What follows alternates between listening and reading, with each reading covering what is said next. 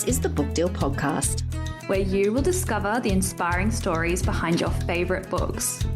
We interview seasoned and debut authors, as well as publishing industry professionals, to bring you the best tips and advice on how to get that elusive book deal.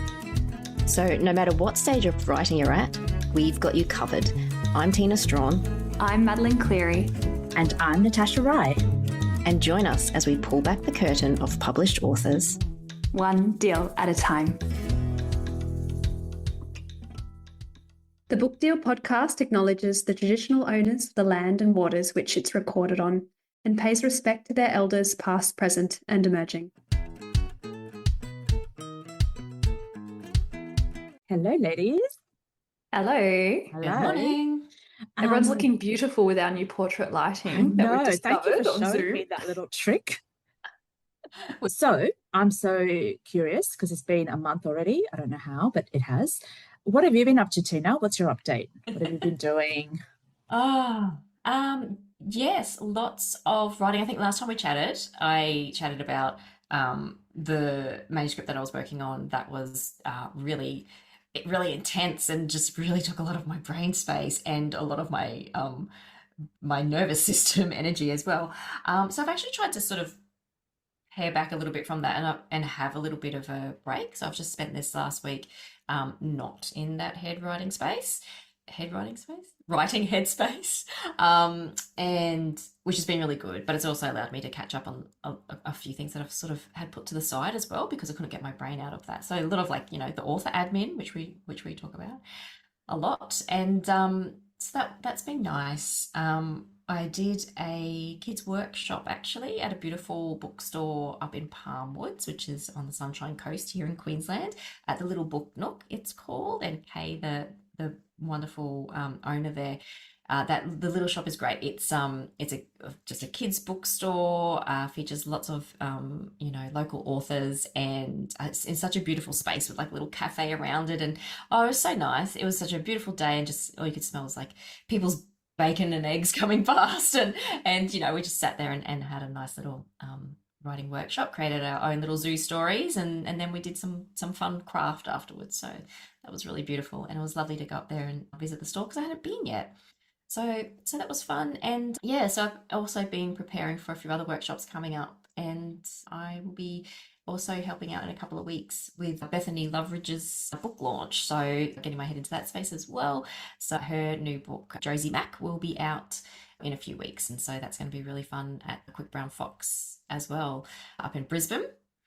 And I've been looking into a few grants and residencies. There's quite a few around at the moment. I don't know, have you ladies been keeping an eye out? Which ones? I'm completely I have no idea. You know what? I was out of the loop too, I think. And okay, one thing that I've done over these last few weeks is I completely cleaned out my bedroom and decluttered, and it's got basically nothing in it now, which is fantastic because I had a huge to be read pile beside my bed, and on the floor, and just kind of everywhere, and notebooks and stuff, and I was like, I need to get on top of this and just clear it all out. I did everything, ladies. I mopped the walls. Yes, I mopped the walls. I went hardcore on this, okay? I had a full hyperfixation, but I tell you what, it's beautiful in there now. I waited till my husband was away for a few days so he couldn't interrupt me, and just went nuts. And so one big thing that I did was I took my phone out of my bedroom and put it completely into my little work nook that I have, so that I don't, it was my alarm, but you know what, there were alarm clocks before phones, so there is ways around this. And I moved it out, and I tell you what, I've been reading more, and it's just been nice just to not have it there, because I would always jump into bed, which is sort of like, a little bit of time for reading before going to sleep. But, you always pick it up and think, I'll just check this one thing, and then I'll just check this one thing. So it's worked really well because my usage of my, social media and stuff has completely gone down hugely. Well, but the reason why I was saying that and talking about socials and bringing it out of my room and things like that was my usage had gone down completely. Yes. It has gone back up in the last probably week for a few reasons. Okay, so this is what happened. So, we were just talking about grants and things like that. And I agree. I was also, when I hadn't been on it for period of time, I was also not really interested in it. There was like nothing really on there to interest me, and I think it just kind of screws with the algorithm, right? But once I got back on and I was specifically looking for something, I think I was looking for a grant or I was looking for something else.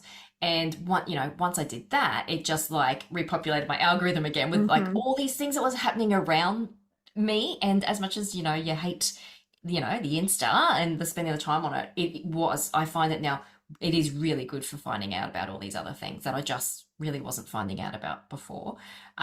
Because I mean, I get newsletters and stuff from writers' centres that do have all these, links to all these things that are happening, but it's just thrown up like all these awards and grants and residencies have just been thrown at me now. Which can you create a list for me and send it? Yeah, yes, I can. But I wrote down a couple that I thought I'd mention just now, actually, Yes. because I know someone. So the Lighthouse Arts Residency, have you seen that one? No. In Newcastle? Yes, it's through the Hunters Writers Centre. Looks incredible. Somebody I know here on the Gold Coast, Liv Lorcan, she just recently went, and it just looked amazing, and she got so much done. And I think you can stay for a week. I don't know, maybe longer. That was incredible. I think that's a rolling one, open all. That's right. All the time. Yes. And there was one that came up. I don't know if this is a new one or not, but new to me. The Spiers Prize. It's for middle grade fiction. So anyone writing middle grade, go and check it out. It's through UWA Publishing. The prize is $5,000 and a publishing deal.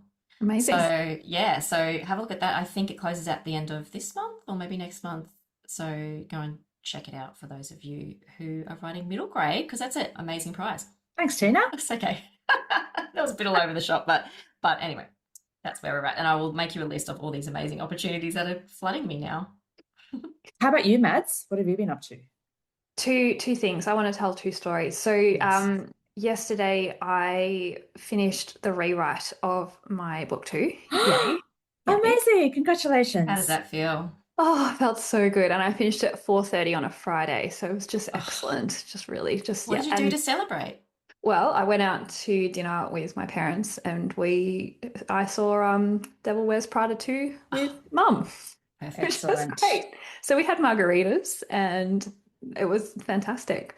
Yeah, I'm so happy. Oh my God. I mean, I still need to reread the rewrite, of course.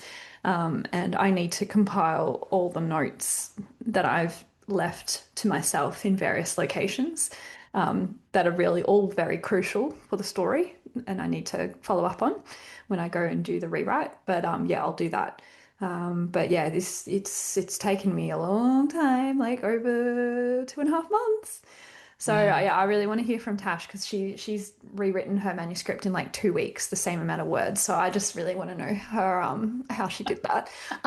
Yeah, and then the other interesting thing, I got heckled last Tuesday night at an event. First time I've ever been heckled before. Oh, I mean, sometimes you get some interesting questions. They're always from men as well, like in the audience. But this particular occasion, I was asked to interview Belinda Alexandra, who is a wonderful historical fiction writer from Sydney, and she is just absolutely lovely. Like, she is such an incredible and professional and talented person. And her new novel, The Italian Correspondent, is wonderful. I absolutely loved diving into Italy, post-war Italy, so I'd highly recommend it. But yeah, so we went to readings on Tuesday night and we were having a really good chat. And then I noticed there was something in my periphery and I could hear some noises. And I looked over and this guy had come in from the street. He was holding a cross, a wooden cross, and had a drink of some kind of form in his other hand. And it was so funny because afterwards, talking with the HarperCollins rep, who was there, and she said that he was reaching into his pocket for something at one point, and she was watching him, and he pulled out a glue gun. Glue gun. So weird. Look, you get all types at book events in Melbourne, I think. Belinda was great because he when we opened it up, well, I opened it up for questions, and immediately he started talking, and he said, just want to clarify, are you one of those woman writers? Oh my God, oh my God. And Belinda was great. She was so good. I was kind of just like, I have no What's a idea what woman to say. writer? Yeah, what does that even A mean? writer who was Are a you woman, one of those or woman writers? That was the kind of even tone. me? And I I have feel no like it's idea. obvious. I have no idea. But he had his cross and his glue gun and his drink. He was having a great He time. was, Yeah. yeah. So, so eventually he did leave. But that's the first time I've ever come across that where, it's something someone stumbled Yeah. in from the street, and it does make you feel very kind of uncomfortable. So I don't know if any of you have ever had something like that happen before. No, Nope. I No, haven't. no, I'm trying Maybe to, not no. at I've kids' had people events, Tina. stumble in. Well, I've certainly had people stumble in, but they've been lovely.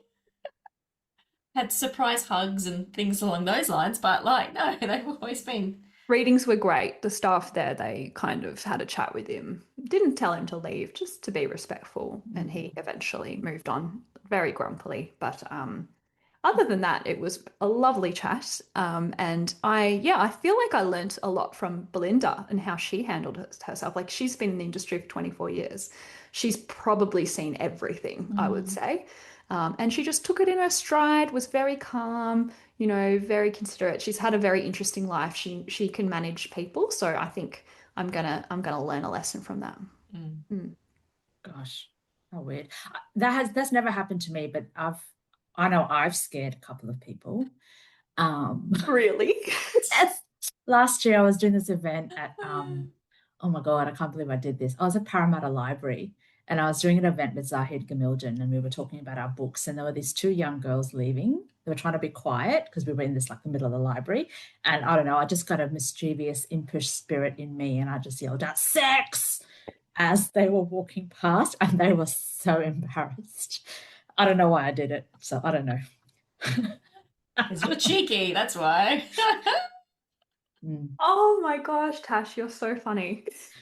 They must have been just mortified. They were mortified. I was just more thinking that they're going to look at me and go, oh my God, there's like an old woman yelling out sex, which was the funny part in my brain.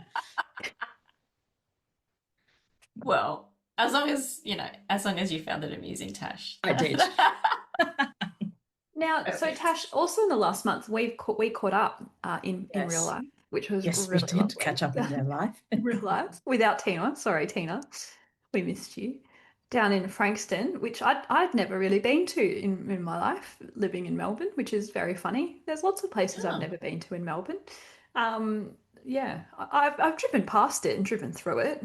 I went to the Mount Martha Beach once, but anyway, that makes me sound very pretentious. But so we were talking, Tash, and I remember you saying to me, "Oh, you've got 6 weeks to submit your structurals." And I think 2 weeks had passed. And I said, Yes. I can't believe you're doing this course in Melbourne. Like, how are you fitting it all in? You're like, well, I already finished them. And it was only been 2 weeks. I'm like, what? Okay, And it was so a rewrite. So just tell me how do you do all right. this? So I realized that I do know something about myself in terms of deadlines. When I have a deadline, even if I'm worried and scared and panicked, I just figure out how to meet it, and I figure out what's important to me. So for me, the important part of the 6 weeks was, yes, I have to get the rewrite done, but I really need someone to read it before I send it back to my publisher. And I thought, and I don't want them to read it now because I know there are things I can fix on my own. So I thought, right, if I can finish this in 2 weeks, and I asked my reader, who is Emily Maguire, if she can do it in 2 weeks, which she said she can, and then I've got 2 weeks when she gives it back to me to make any changes that she raises. So that was motivation enough. So what I was doing was I said no to pretty much any extra social stuff that I hadn't already organized. I used literally every minute I possibly had to work on it. So, for example, on a counseling day, when I have big breaks between clients, I usually will watch a video or listen to an audio book all related to therapy and that work. This time I just used every minute to write instead of doing the professional development. And then I was waking up. I was doing a Tina basically. I was waking up extra early, to do the writing, then the exercise, and then going to work. And then the best part, of course, is because I've been going into Writing New South Wales once a week, it's just having those 6 hours or whatever it is with literally no interruptions. I don't have to do the laundry. I don't have to put a load of, clear the dishwasher. So all of those things help me. And I was just determined to do it. So I just made myself do it. And I also did have a plan, Mads, that I actually thought, right, I may not get this done by the time I come to Melbourne for that course. So I had already decided that I was going to have the airport time, the flight time. And I was just going to say, yeah, and it's good writing time, isn't it? Yes. And then I thought, even in the evenings, like I really wanted to see you, Maz, and I thought I'll just do that. And then the other nights I'll just go straight back to my Airbnb and write. So I knew I had that option, but I guess I didn't need it.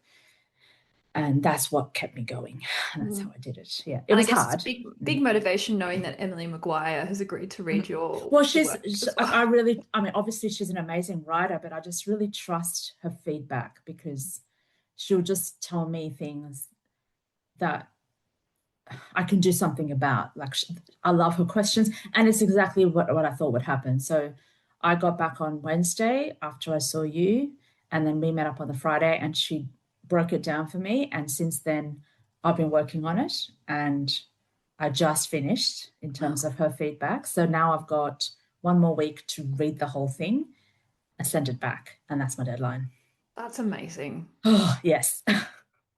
So do you think like the shorter time frames, do you think a shorter time frame, Madeleine, would be helpful for you? Or but you also, Madeleine, you were saying, I don't know if we chatted about this last time, you felt like you wanted to, even though you only had really the last third, was it, that you really had to make changes to, you really wanted to start from the beginning and kind of go the whole way through, which took time, didn't it? Because you wanted to change some beginning stuff. So yeah, at different stages of your edits. I reckon I rewrote half the manuscript actually in the last couple of months. Wow. And I think I had to really work on the plot because it's a crime.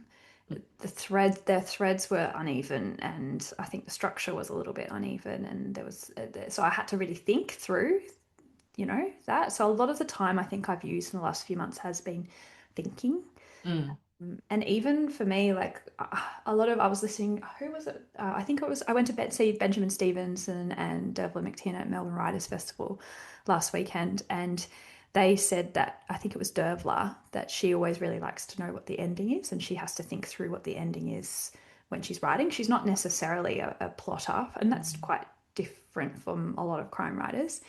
But I think that was my issue this time. Like, I think I had an idea, a concept of what the ending could be, but I hadn't nailed it. And so the manuscript didn't come together properly, I think, until I nailed the ending. Once I had the ending, then I could work backwards. So I'm really going to hold that. Do you know another really interesting thing they said, which I loved, and I wonder if it applies to literary and kids fiction as well. So Dervla, every time she writes, on every page of her book, she poses a question to the reader, and that's how she keeps them turning the pages. As she goes through, she will answer some of those questions. Of course, there's the bigger question, which is the whodunit. That comes at the end. But to keep a reader engaged and page turning, there are little questions that flow through the manuscript every single page. And Benjamin Stevenson does something different. He did something similar, sorry. He has a clue on every single page, which I think is insane. Imagine he has to think about 350 clues, and it's a very kind of structured process. So anyway, I thought that was really curious. Don't know if you both think of that. Yeah. So when you say pose a question, is it actually a question, or she's just like forming it or writing it in a way that forms a question in your mind? No, it could be, someone on the page, someone comes in who they see and they recognize. So the question is, who is that person? And then on the next page, there's an object or something. Okay. And it's like, oh, but how does that relate? So it's making the reader ask the questions, going, wait, so why is this important?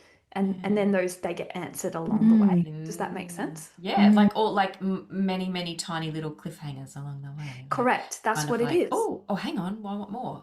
Yes, I like and that. then you have to reward the reader, because you can't, in crime, you can't only give them the answer at the very end. Like, you have to reward them along the way with answers to these like minor things. Yeah. That's such an interesting concept, because that sounds to me that you've got an eye in some way about for the like as the reader. Do you know what I mean by that? So I think I don't think that way because I'm so immersed in the character and the journey that might be happening that I'm not really thinking about the impact of on the reader. Yes, Yeah. that's true, Tash. No, I can understand that, because Mm. you're in the mind of the, yeah. And I suppose Dervla said something about that too. She said that she's trying not to think too much about the reader, but writing the story that she wants to write. But I think you can't, I think perhaps when you are a commercial fiction writer, Yeah, you I was can't going to help but say, like, not I think of think, the reader. yeah, it's a slightly different awareness, isn't it? Or curiosity or noticing that I don't think I have. Well, I know I don't have, and I feel like if I tried to bring that to something I was working on, it would actually just trip me up and make Feel me a too bit, forced. yeah, self-conscious in some way on the page, and that wouldn't work for me personally. But for kids, maybe it might relate for kids, because you're trying to keep them turning page 10, Yeah. aren't you? Yeah, you absolutely just need to, yeah, The hooks. shove hooks everywhere. Yeah. And it is, it's like little hooks. So does she naturally do it as she goes through, or she goes back and purposefully like inserts them? Or maybe she's just done it so often now, it just kind of just happens. Yeah. Hmm. I like that. Actually made me think when I'm reading back my work and just seeing, and I Mm, mean, you do tend to do it as well. Like, I actually have seen these types of things, innately. and I think literary fiction, there are massive hooks in that as well. Oh Like, yeah, yeah. because especially when you jump into a really good book, it starts with, there's a conflict, there's Mm. a question, there's an overarching question, and there's something that you're exploring. I don't know. I thought it was such an interesting concept It and is, not and something it I'd and thought it might about. be worth thinking about more consciously because what you're talking about really is structure, isn't it? It is structure. Yeah, Yeah. entirely. And yeah, but like the other thing I've been thinking about as well, because especially around your question, Mads, about what helped me get there in terms of that tight deadline. And I'll just feel it's been on my mind a lot. So what actually helps me as well is reading. So for me, like I've heard so many writers now saying that they can't read when they're writing something or working intensively on their manuscript. But for me, reading is so useful and helpful because it doesn't take me out of my work, but it kind of does something. I don't know what it does. I'm still trying to formulate this, so I'm not going to like take up airtime figuring it out in real time. But what I do know is it helps me when I read something that is beautiful or touches me in some way, because then I'm like, that's what I want to do in my work.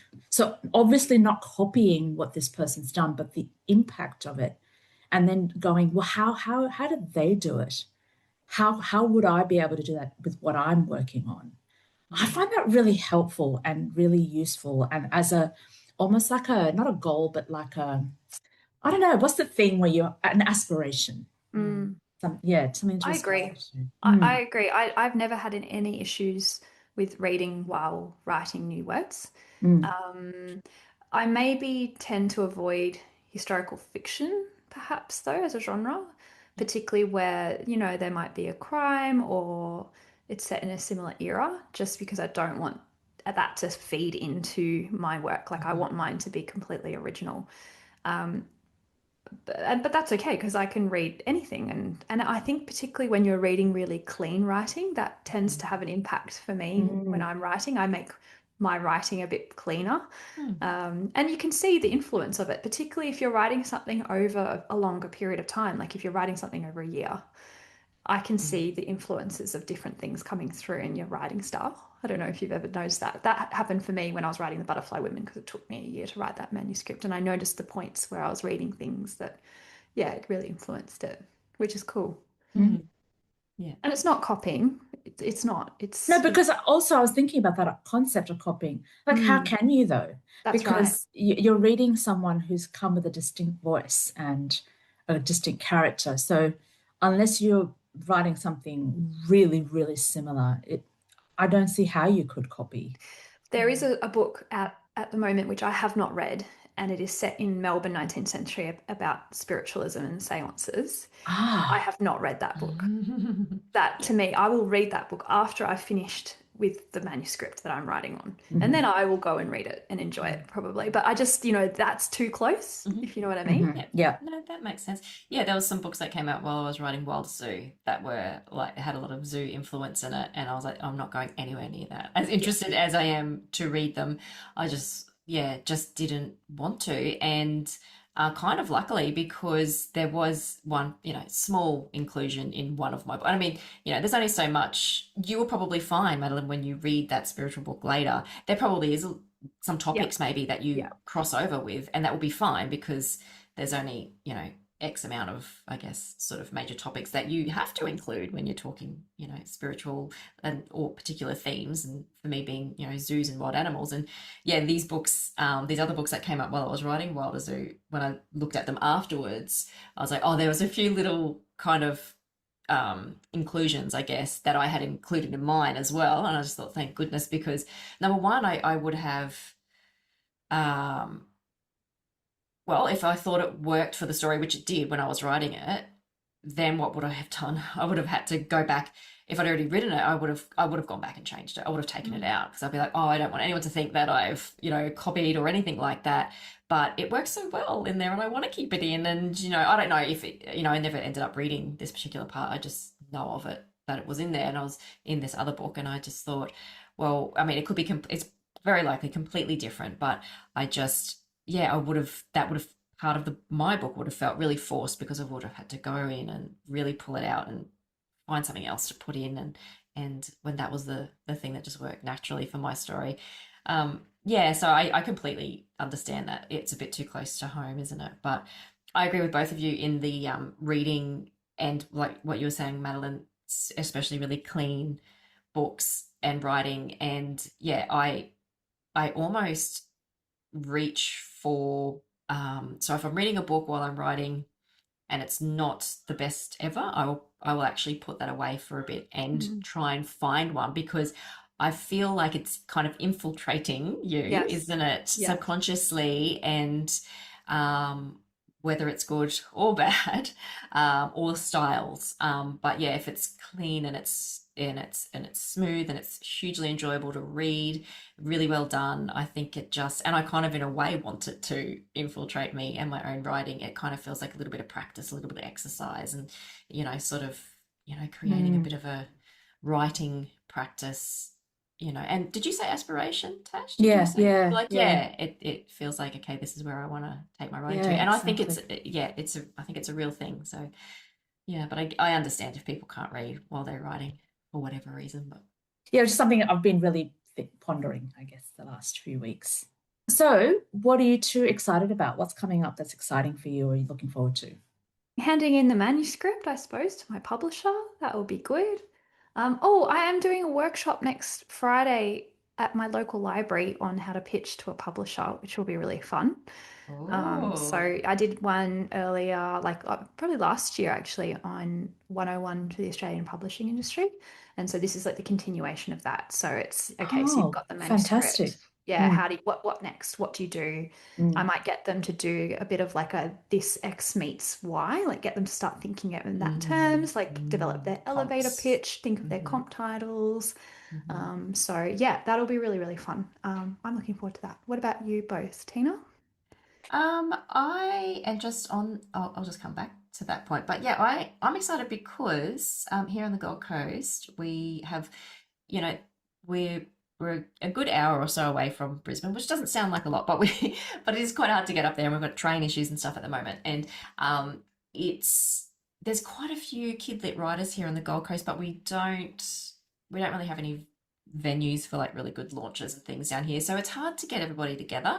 So thank goodness for, I mentioned Liv Lorgan earlier.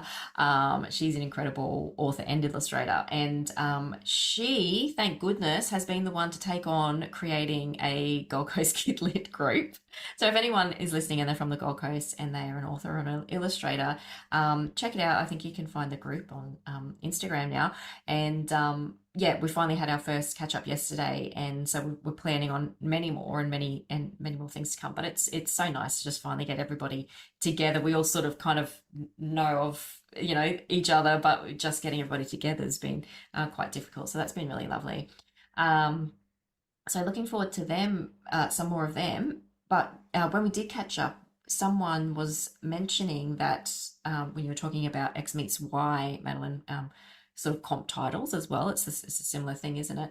Apparently, they've been told recently that they need 3 comp titles. It's like a number, like 3 comp titles when they're pitching. So I don't know if you've heard of that. But No, I mean gosh, I don't know sometimes why. submissions, I think, ask for 3. There are some publishers that will ask They that. actually asked for 3. Interesting. But I like using you as an example, Tina, for the X meets Y thing. Like, I don't think you need to. Doesn't have to be a book, and I that's what I'm agree. going to emphasize. Like, I like the fact that when you were promoting Wilder Zoo, it's like it's Bindi-O and as a concept rather Yeah. than necessarily and that because whatever helps position a publisher, be able to position that book and understand what it is and who it suits. I think. Yes.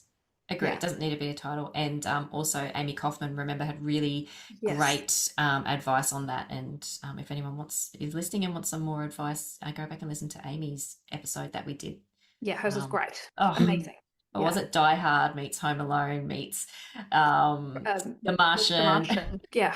And something else in there as well. It was just just lots of fun. And all of that, no matter how you do it, if it's a movie, if it's a person, if it's a vibe, even, it's about creating a picture. But, if a publisher asks for 3 comp titles, give them 3 comp titles. Don't go, just follow the instructions And amazing. it's interesting that you use that term, Tina, vibe, because I literally had to do this for my publisher. They had I think it's done now, but they had a sales conference. And for book 2, which is coming out next year, they asked me to put together some stuff for a vibe sheet, which was the first time I've ever heard of one. Vibe sheet. Yeah, so they asked me to think about other books, authors, actors, movies, TV shows, places, a drink that you might have while you're reading the book. So or songs. So it was all about what's the I vibe. love that. Yeah, I'm what's gonna the write that vibe down. of this book? Yeah. That's great for a workshop, I think. Yeah. And I was like, oh, at first I was like, oh no, I can't do it. And then I kind of got into it and I was having lots of fun. Oh, yeah. Yeah. I love that. Yeah, because I sometimes create playlists for when I'm writing. Yeah. Get me in the mood. And again, going back to Amy Kaufman, she also said she sometimes creates like a bit of a Canva page of just things, and that would be a vibe sheet. That's probably exactly what it is. Yeah, yes. Canva with a vibe sheet. It's a little bit of this, a little bit of that. It's like this song, and it feels like eating strawberry ice cream. Exactly. Like strolling on a beach in Goa or something like that. Yeah. Okay, yes. I love a vibe sheet. That sounds fantastic. All right, well, I'm going to use that for my workshop next week, I think. Tash, get everyone to create a vibe sheet. That's so cool. It is. It really is. Yeah. Love it. Can I just now? I don't think that we have officially spoken about release dates of your books, ladies. I don't think I have one yet. I don't even have a title. Well, until then, when can we expect something from you, Mads? Do you have a roundabout release time? It's very exciting. I don't. You don't? Okay. I'm not sure. Like, I can't say. 2027? Yeah, it's next year. It'll be first half next year. Yeah, but same as you, Tash? At the moment, nothing's locked in. So yeah. So I'm pretty sure March is locked in for me. I think I have a title, but I'm not sure I'm allowed to say it yet. Okay, no, that's all right. I just thought we hadn't even actually officially mentioned that, so it's very exciting. Big year next year. Yeah, it is. 2027, yeah. Um, I keep forgetting it's 2027 and calling it 2025. I don't know. Like, wait, no, this is 2026. So yeah. but Mm. Madeleine, you've also had some very exciting news in the last few days, though, haven't you? Oh, really? What's that? Oh, I mean, I don't know about you, but if I got in the Dymocks top Oh, 101, okay. I'd just forget about it too. She just Well, takes them all no. in her stride. No, I guess the reason why I'm not aloof about it, I promise, it's only because I found out like 6 weeks ago or more. So for me, Yeah. the excitement happened like a while ago, and then it's come out this week. But it was super, super, super cool to go into the bookshop and see it. Like it really hit when I went in and saw it on the wall. And so yeah, people have been so supportive. Dymocks in particular have been really, really supportive and lovely. So yeah, I mean, like, not to minimize, but it really did help that when you went to the Dymocks 101 voting form, like it was in the top row, so people could just select it. Like you Oh, didn't have to like search for it. So yeah, that was also helpful. But you know, people actually did have to pick it. So that's right. Yeah, they're not going to vote for it if they did not think so. Exactly. yeah, so it's cool. And for those who don't know, the Dymocks Top 101, it's like the voted by book lovers, and it means that it'll be in the front of stores for the next year, which is really good for the longevity of books because, as you both know, books don't tend to have much longevity these days with all the books coming out. So yeah, I'm really, really thrilled. It's very exciting. It is very Congratulations. exciting. Congratulations. Thank you. But you know, it's funny because I went out yesterday with my parents and they don't go over the top, mum and dad, with celebrations and stuff with me. Like, you know, I say them, they're like, oh, that's good. And dad said, both mum and dad said, oh, I wish it'd been number 33 though, because that's dad's lucky number. Oh, sorry about that. Dad. Damn it, that's what they said. I was like, okay. Yeah. I'm sure mum's listening to this now. Horrified. Anyway, That's very exciting. thanks. It is very exciting. Well, thank you both for a great catch up. I hope you have a good month ahead. Good luck with your submission, or hope it goes well. Mads, will it be in by the time we talk again? Oh yes, it better be. It'll be gone. And good luck to you too the next week. Thank you. Yes, thank you. All right. See you both soon. Bye. Thank you for listening to another episode of the Book Deal podcast. If you are enjoying the pod, we'd really appreciate you following or sharing the show in your podcast directory, checking us out on Instagram and Facebook, or supporting us through our Patreon community at patreon.com/the Book Deal podcast.